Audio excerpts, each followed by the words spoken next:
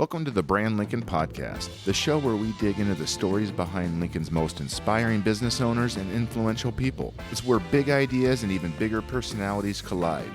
Proudly sponsored by Perch Merch, your one-stop shop for screen printing, embroidery, and promotional products that make your brand unforgettable. Call us at 402-217-5212 or visit us at perch-merch.com to give your business the glow-up it deserves. And don't just listen, be a true multitasker. Like, follow, and subscribe on whatever platform you're tuning in on. And check us out on TikTok, Facebook, Instagram, and YouTube at Brand Lincoln Podcast. We're basically everywhere you waste your time. Let's get inspired, Lincoln. The stories start now. Hey, everybody. Welcome to another episode of Brand Lincoln. I'm your host, Chris Beecham, joined by my co-host, Henry Schmidt. Hello, Chris. And former producer, Joe Cruz. Hello, Henry. I did that. Wow.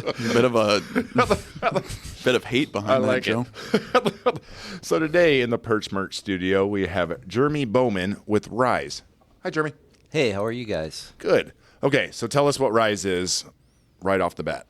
Yeah, right off the bat, Rise is a Nebraska nonprofit with a mission to break generational cycles of incarceration. So we do work in 8 Nebraska prisons. It's an inside-out program where we're helping people come back to the community post-incarceration and then walk that journey out with them post-release. So that's what we're doing. We have offices in Omaha and here in Lincoln, where we have a storefront on 9th and G. Okay, so how did we get here? Tell us because you're the founder of Rise, correct? Correct. Yeah, I volunteered for a lot of years at the Douglas County Jail up in Omaha and was mentoring men who were pre-trial. And so they hadn't been sentenced with anything yet, but they were waiting to see a judge. And I saw a lot of common themes around generational incarceration, people who were unemployed or underemployed, and that seemed to keep them trapped in the system. And then I would go to their sentencing and hear these big kind of football score prison sentences being handed down, and then thinking about their kids and how old they'd be when dad came home. And that's how that cycle continues, where we're in a state with 1 in 10 kids who have a system-impacted parent. And kind of how do we break that cycle? I like practical solutions, and a lot of folks I worked with were very entrepreneurial. And, you know, they had a really unique skill set that the marketplace needs, that they had to hustle from a young age, but maybe had used that illegally. So how do we take that skill set and really transform that into something that's a legal hustle, right, where you're able to, if you can't get a competitive wage job, but you can create your own job. How do we help people do that and give them language and give them access to education and opportunities? And so employment and job creation through entrepreneurship are really kind of the backbone of what we do. And we really believe it's not a silver bullet, but if you have competitive wage work or can create your own job opportunity, quickly upon release, you have a much higher likelihood of being able to stay in the community. Okay, so how do we do that? We do that through pre-release education. So we have a 6-month program focused on character development, kind of working through, I call it inside work, really looking inward at forgiveness and accountability and shame and parenting and just a lot of building blocks of character that not everybody has had access to, but things that are really critical. How you deal with conflict, how you deal with disappointment. Reactions to situations where you feel in fight or flight. How are you reacting to those things? And what's a better choice to make? And then we build off of that. They do a 20-page reentry plan, and then we do a lot of career pathing. We talk about Gallup strengths. We tell them what they're good at. You know, a lot of folks who have been told their whole life that they're not good, you know, they have superpowers. So how do we unlock those things and point them at careers? And then we do an entrepreneurship component where everybody puts together a business plan. And we do a Shark Tank style pitch competition in the prisons where we bring the community in to judge those, and we have IOUs of funding to the winners. And they get a certificate in workforce readiness from University of Nebraska Omaha's Business School when they complete the program. And then we really walk out their reentry. We start working 18 months to the door. We have community navigators that go in and help them look for housing and employment and rebuilding relationships with family. We go to the parole hearings, we pick people up, and we give them a welcome home backpack of supplies and toiletries and all kinds of stuff, and we give them a phone. We show them how to use a phone. Imagine you've been down for a while and somebody hands you a smartphone. What is this? How do I use it? So we really try to, in those critical first days and weeks when you come home, reentry's crisis. So how do we put people in the best position to be successful in those time frames?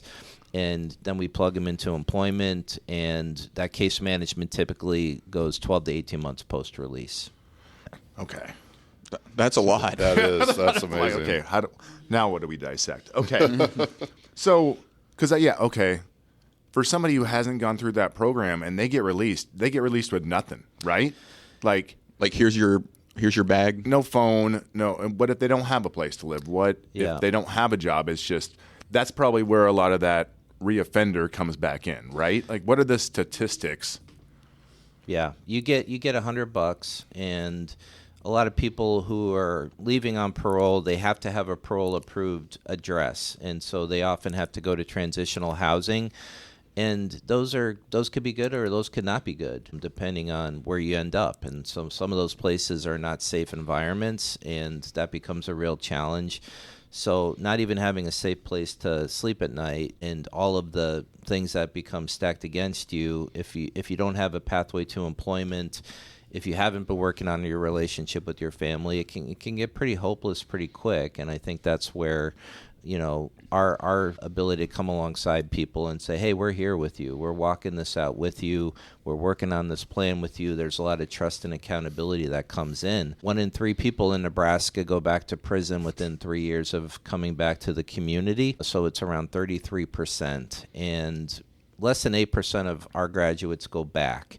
And That's a good, very good. Good improvement. Yeah, and most that do, it's actually not new criminal charges. They violated parole in some way, which isn't necessarily an offense to a person or to the community. It's, you relapse if you have an addiction issue.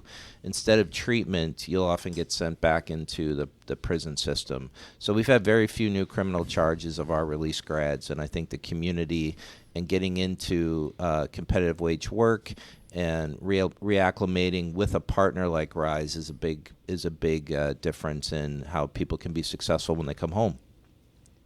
Because I assume it is kind of hard for them to get a job. It's become increasingly easier to get a job, particularly post-pandemic and with really low unemployment in our state. But getting a career pathway type of job, getting access to opportunities where there are workforce needs that pay a really competitive wage, that can be challenging. So we really work with employers across the state. Our value proposition is we have low unemployment. You need workforce. We'll get people ready to come to work for you, and you teach them whatever that skill is. But you're laying the groundwork for them. We're laying the groundwork. We're doing the soft skills, and we're saying, hey, if you hire one of our graduates, you're also hiring Rise, because that person's working with one of our case managers, and you don't have to do this alone. And we really try to educate employers about what happens if I hire somebody who's on parole. Do they have transportation issues? Is a parole officer going to show up? So we really kind of hold their hand and say, yeah, here's all the things that are going to make this workforce safe for this individual, and some considerations that you're going to need to have. But we really encourage second chance hiring, and we're seeing companies like Union Pacific who are really put a stake in the ground right now and saying, yeah, we believe in this and we want to have second chance opportunities for people. So the more companies that are saying, like, we need workforce and we're willing to give people a chance, they paid their debt, let's put them in, let's give them an opportunity. That makes our community safer, right? It lowers the possibility of crime and people recidivating. It costs almost $50,000 a year as taxpayers to incarcerate one adult for 1 year, and about $100,000 for the kids that we have incarcerated.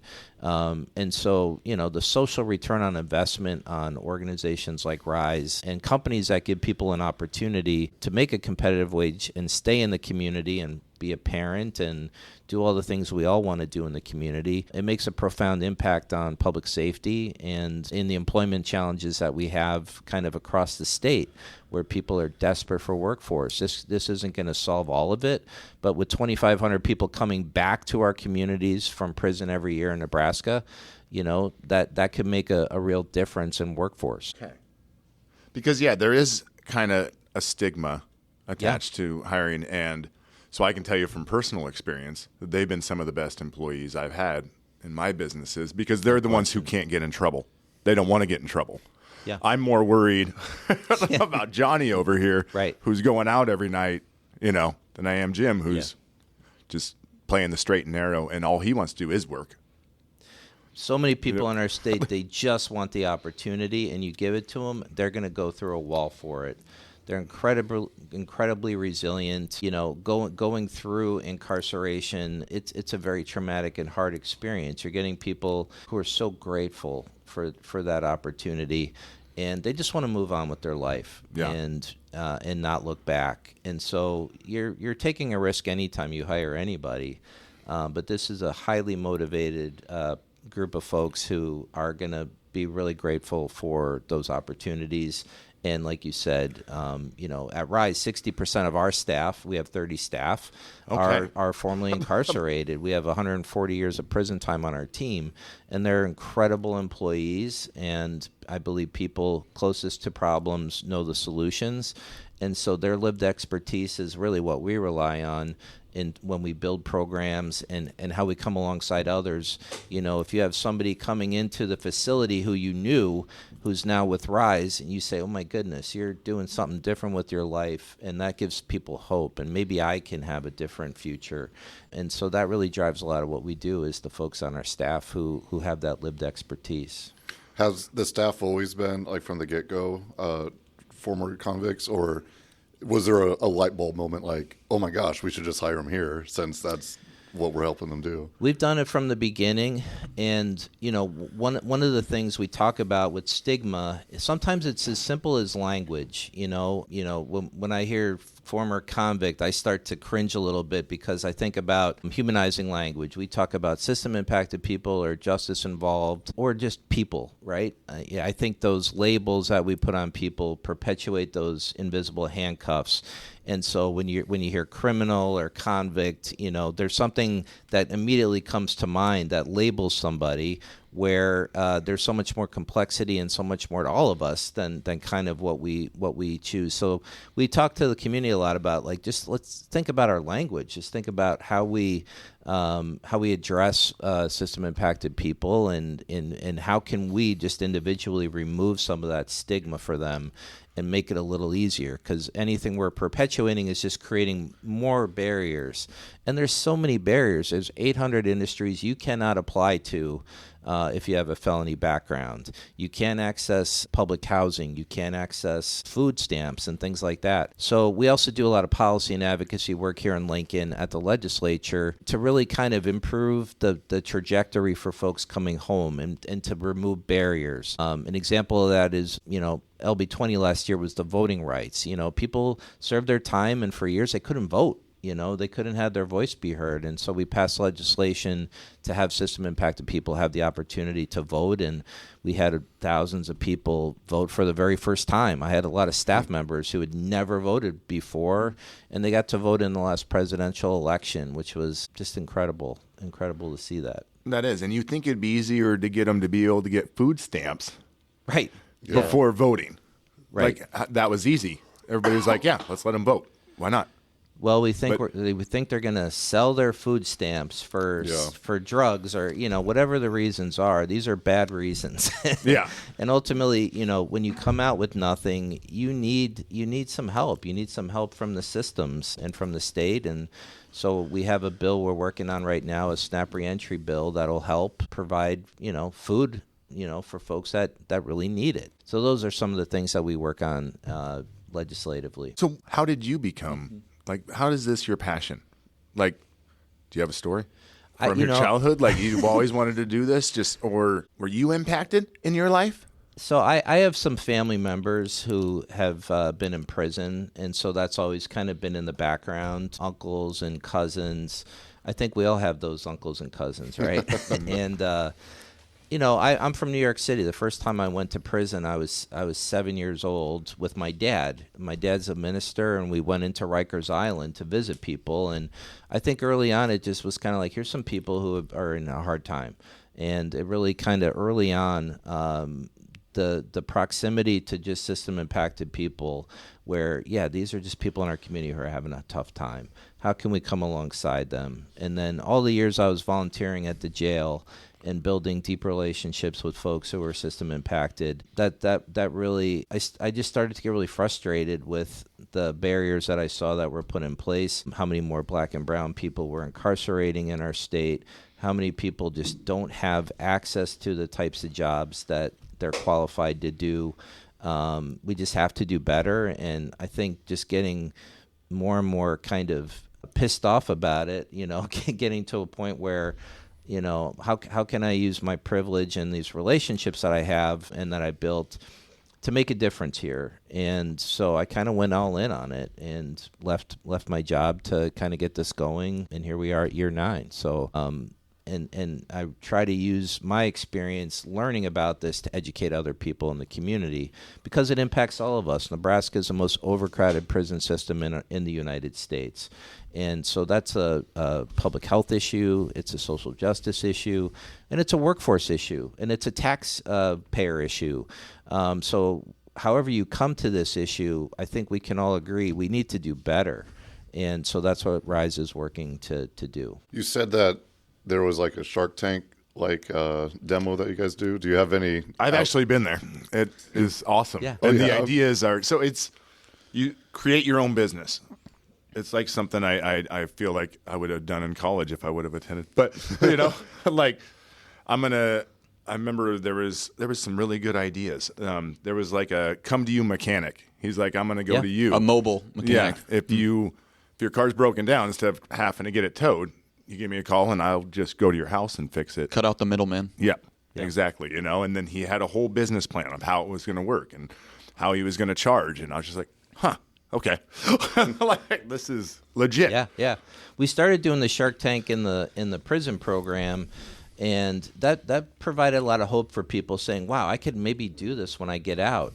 And so about 4 years ago, we started the RISE Business Academy in the community for anybody in our state or family members who are system impacted to help them start a small business. And so that's a 12-week program that we do. It's hybrid. It meets in Omaha or online. And participants are building small businesses. We bring in accountants and marketing people and salespeople. Each participant gets paired with a mentor from the community who has business background.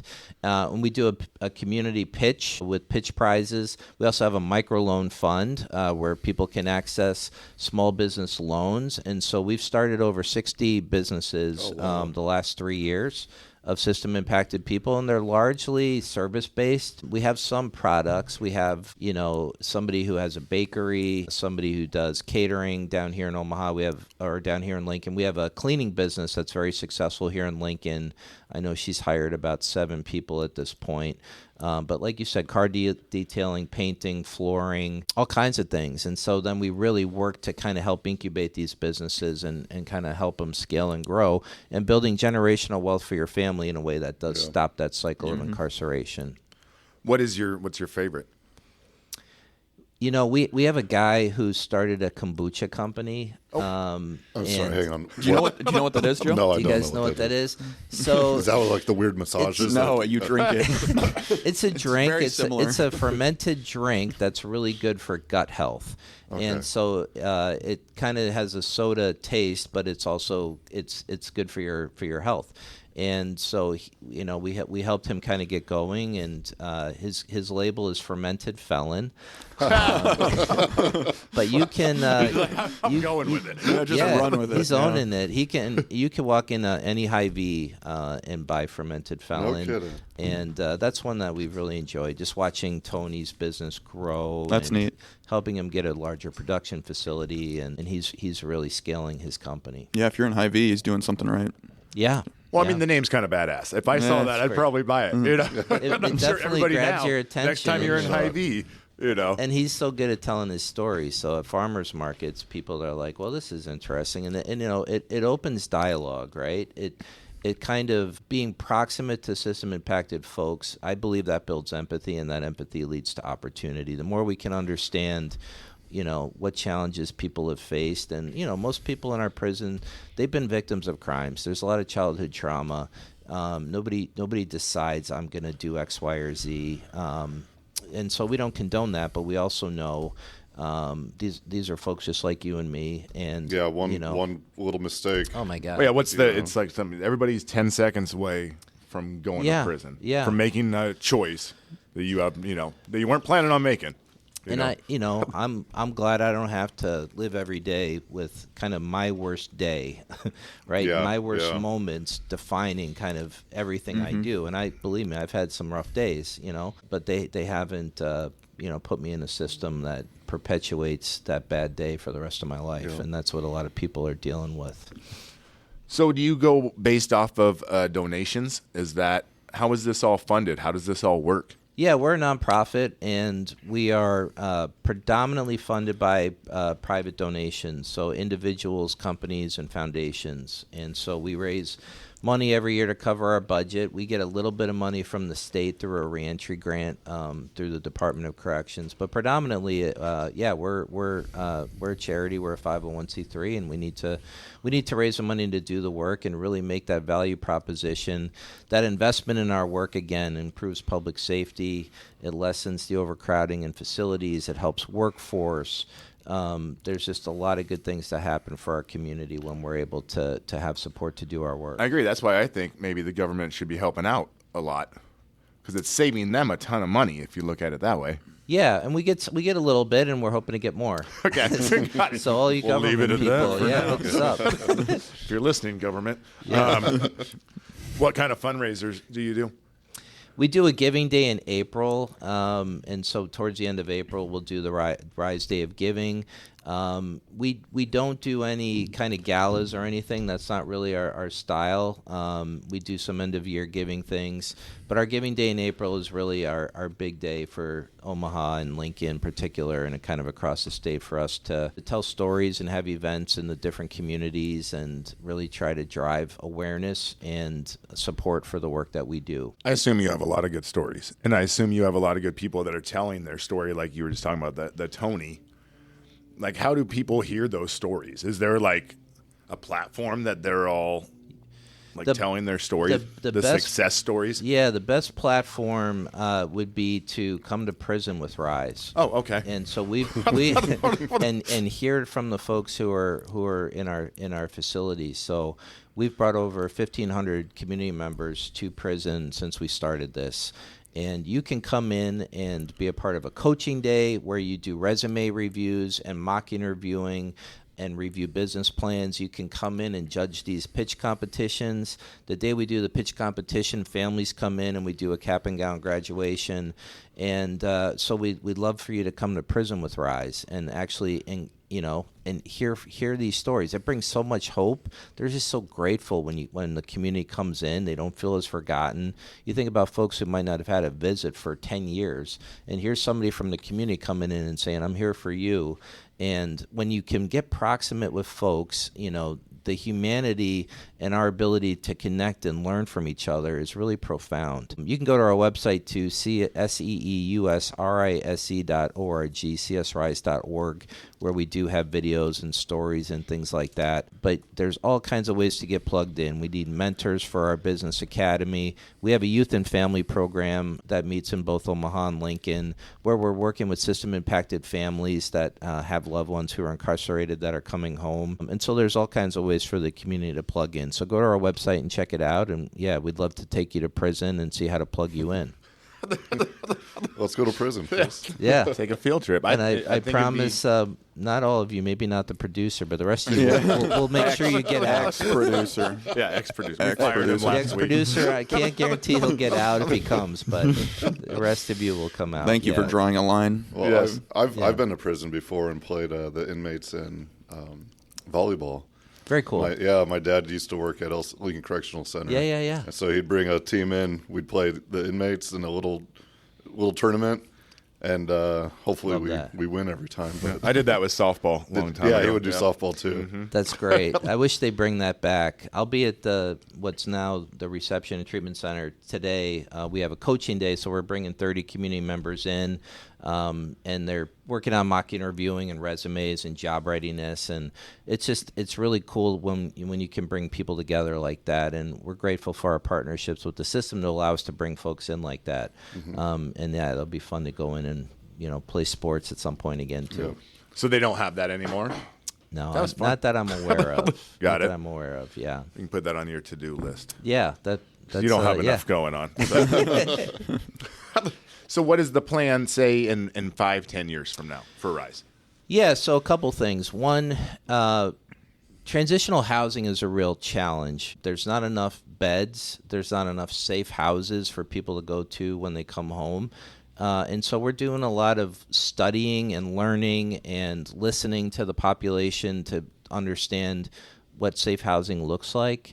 And I could see in the next 5 or 10 years, Rise getting into the kind of supportive housing area because there's just such a need. There's some great organizations like MHA here in Lincoln that does housing, but there's just not enough beds, and you can't parole unless you have a safe bed to go to. So we're really looking at what our role could be with housing, continuing to work on legislative issues that impact the lives of people in our community, and then looking at, is this something that other systems could use, and what does that look like? If we had our curriculum and training available to people in, other states that call me and say, hey, can you bring Rise here? We're not ready, but it's someday, we hear from a lot of regional Midwestern states looking for other solutions for how to bring education and programming into facilities. So I could see us beginning to expand in the Midwest a little bit over the next 5 to 10 years too. So yeah, that's a good point. So you're just in Lincoln and Omaha? Is that? So we're statewide. Our offices are in Lincoln and Omaha. We serve here in Lincoln. We're in 3 prisons, and we're in 3 in Omaha. Tecumseh, we serve the women at York Prison, the Nebraska Correctional Center for Women. We do some work with youth at NCYF as well as Sarpy County Jail. So we are trying to get upstream over the next 5 to 10 years and start working more with system impacted youth. How do we help kids who are getting in the system younger and younger before they commit the types of crimes that end up in adult prison? How do we stop that cycle earlier with preventative things? So that's something we're starting to do in a couple detention facilities for youth, and we think we'll do more of that in the future. Yeah, I think that's a good direction. Yeah, we gotta help kids. And when mom or dad are incarcerated most of your life, if my dad were a lawyer or a doctor, I'd say, hey, maybe that's a path for my life, right? If your parents are incarcerated, a lot of times it's, grandpa, dad, okay, so that's my birthright, right? And it's not a matter of if, it's a matter of when. We have to stop that. We have to provide other opportunities for young people to not follow into the system, and so that's something we're really keen on figuring out. Yeah. Is there any other subject or question that we didn't touch on that you'd like to talk about with it? I don't think so. I think check us out and check out our website, find out ways to get plugged in, and take a step towards doing something about this issue. And that could be as simple as we talked about, just using humanizing language about this population. If you're in a position in a company where you need workforce, reach out to us, right? We have people who are just so hungry and will add so much value to the culture of your business and to the work that you do. And so, figure out what is your piece in this. Whether it's hiring or coming to prison with Rise to get more educated and check us out, the more we can put the wind in the sails of people coming home, the better it benefits all of us as a community. Okay. That's incredible. Well, when you're not doing all this great work with Rise, is there anything that you like to do that's fun and exciting here in Lincoln that takes the edge off of? Yeah. You guys, there's such good food in Lincoln, we love to, after events, find new places to eat. The coffee shops down here are great. Okay, hold on real quick. What's the the catering thing, the food truck or whatever that is. Check out was a big thing there for a while. Yeah, It was on the 1400 Munch Madness. Wybor. Wybor is a local food truck down here in Lincoln. I strongly ask. It's supposed to be spectacular. It is so good. And Bill, who runs that, what's up, Bill Radke? They do great work. Yeah, definitely check them out. Connie Joes is our caterer who's down here. There is one of our grads who has been home for a little bit, has an incredible Middle Eastern restaurant here that we'll have to put in show notes. I can't remember the name of the restaurant, but that's a place that we like to go to. Got it. Sorry, I didn't mean to distract. That just hit my head. I was like, Wybor oh is yeah, great. there was that. YBOR. Check it out. Yeah. All right. Well, thank you so much for coming on. That was very educational. Yeah, thanks for having Thank you. me. Yeah, thank Appreciate you. you guys. All right. Thanks, everybody.